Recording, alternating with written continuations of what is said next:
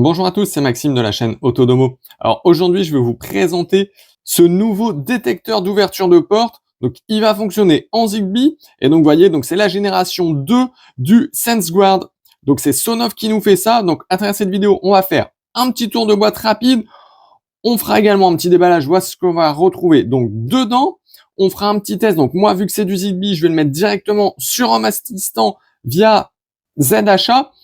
Et puis on terminera donc par une petite conclusion, puis je vous montrerai également ce qu'on peut faire comme automatisation grâce à ce petit détecteur d'ouverture de porte et de fenêtre également.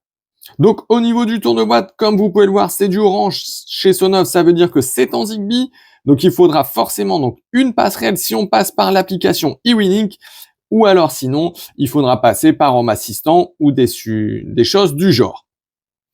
Sur le côté, on va bien évidemment retrouver donc différentes informations comme quoi il est notamment CE. À l'arrière, on va retrouver donc le nom du produit en entier. Donc au niveau du modèle, c'est le SNZB04PR2. Au niveau des batteries, ce qui est intéressant, c'est qu'il va fonctionner avec des LR03. Donc ça, c'est très bien. Alors au niveau donc du déballage de l'ouverture, alors hop, donc le petit quick start comme d'habitude avec une bonne partie en français. Hop, on peut le voir juste ici. Donc il y a bien du français dessus. Donc ça c'est hyper pratique parce qu'à chaque fois Sonoff, ils font bien les choses, ils mettent vraiment une bonne chose en français. Donc ça c'est intéressant. On va ici donc retrouver donc des petits autocollants, du scotch donc double face pour venir donc fixer ici donc notre appareil où on le souhaite. Donc, ce qui est remarquable dessus, tout de suite, c'est la taille de celui-ci, donc de la partie aimantée, de la partie aimant. Ça, c'est vraiment quelque chose qui est plutôt pas mal fait. C'est assez plat, c'est vraiment très petit. J'avais d'autres modèles, d'autres marques dessus qui étaient beaucoup plus grosses. Bon, sur la partie ici, ils auraient pu faire un effort également pour le mettre également en un peu plus petit aussi. Ici, je ne sais pas si vous arrivez à voir, vous voyez, c'est écrit Sonoff, mais sinon, il est très sobre. Et donc, finalement, on va donc, hop, je vais le mettre dans le bon sens, voilà. Avoir donc nos petits indicateurs ici, vous voyez, les deux petits traits à mettre à peu près en face lorsque l'on voudra donc l'installer. Alors, vous voyez, je vous l'ai ouvert, donc, et on se retrouve bien donc dessus, donc avec des piles classique, donc ça c'est bien pensé, c'est peut-être pour ça aussi qu'il est aussi gros, c'est que c'est des piles classiques, donc forcément ça risque de durer beaucoup plus longtemps donc qu'avec des piles boutons, donc c'est pour ça qu'il est si gros. C'est vrai que ça change un petit peu parce que moi j'ai l'habitude des tout petits, mais c'est vraiment sur cette partie-là qu'ils ont fait l'effort. Donc une fois qu'on a ouvert ici, donc on a le petit bouton qui ressort, donc c'est le petit bouton qu'on voyait juste ici.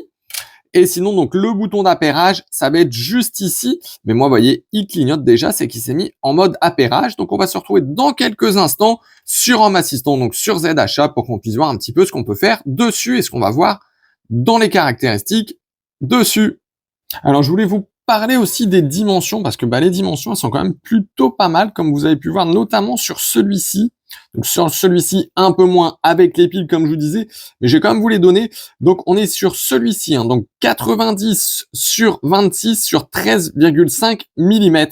Donc là, vous voyez, on est plutôt assez grand au niveau de la taille, mais ça va être surtout celui-ci, surtout la partie aimantée, où là, on est sur donc du 14 mm sur 31, et au niveau de l'épaisseur, c'est là où c'est plutôt pas mal, on est sur 6,5 mm. Donc, vous voyez, il est vraiment tout petit. Celui-ci est très, très fin. C'est vraiment l'avantage qu'on va retrouver donc sur ce capteur de porte.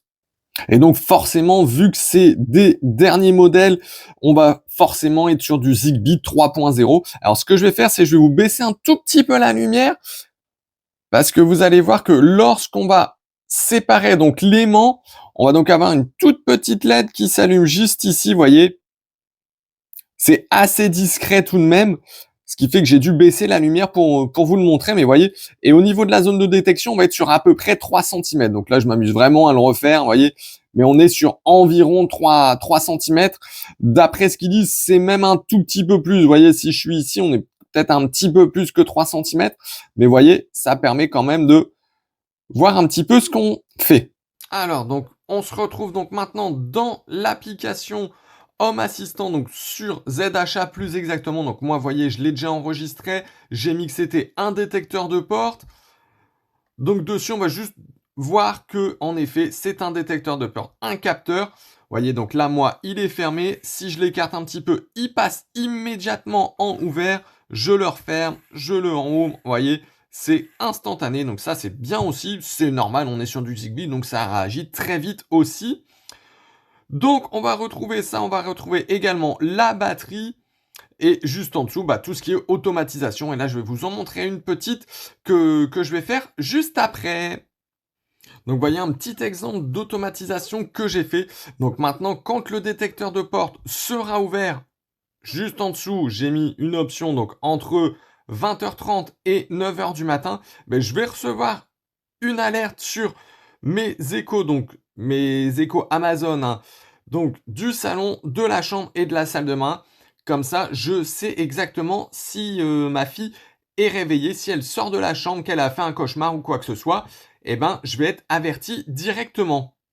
Donc ça, c'est un exemple, bien entendu, de ce qu'on peut faire avec ce genre de détecteur, mais il y a beaucoup de possibilités. Ça peut être dès qu'on est absent, ça peut être sur un coffre-fort, par exemple, si vous avez, ça peut être sur énormément de choses, ou une porte d'entrée en cas de sécurité, ou pour savoir si les enfants, les adolescents sont rentrés ou pas. Il est temps maintenant de passer donc à la conclusion au niveau de ce SenseGuard nouvelle génération, donc la deuxième génération. Donc c'est, comme je vous le disais depuis tout à l'heure, un détecteur d'ouverture de porte et de fenêtre. Donc je vais commencer par vous parler du prix. On va être à environ 14 €. Donc pour moi, on est quand même dans la fourchette classique de ce genre d'appareil. Donc l'inconvénient dessus, ça va être la taille de cette partie-ci. Mais bon, après en effet, ils ont mis donc 2 piles AAA, donc forcément, ça prend déjà une bonne partie, comme vous l'avez vu quand je vous ai ouvert l'appareil, ça prend déjà une bonne partie, donc forcément, on peut pas tout avoir. L'avantage des 2 piles AAA, c'est qu'on va être normalement, je dis normalement, hein, parce que ça faudrait tester sur de nombreuses années, puisqu'ils disent qu'on peut tenir jusqu'à 3 ans avec. Donc même si on enlève une petite marche, si on tient 2 ans, c'est plutôt pas mal quand même pour ce genre d'appareil. Le gros avantage, ça va être la partie ici, donc la partie aimantée qui est vraiment toute fine, toute petite dessus. Donc là, vous voyez, moi, je l'ai décollé pour l'instant pour vous le montrer, mais vous voyez, ça fonctionne très bien. Et donc, l'autre avantage dessus, c'est que forcément, on est donc sur du Zigbee 3.0. Donc voilà pour cette petite découverte donc de ce produit Sonoff. Si jamais vous avez des questions, n'hésitez pas à les poster sous la vidéo. Je me ferai un plaisir d'y répondre. Puis moi, je vous dis à bientôt pour d'autres vidéos.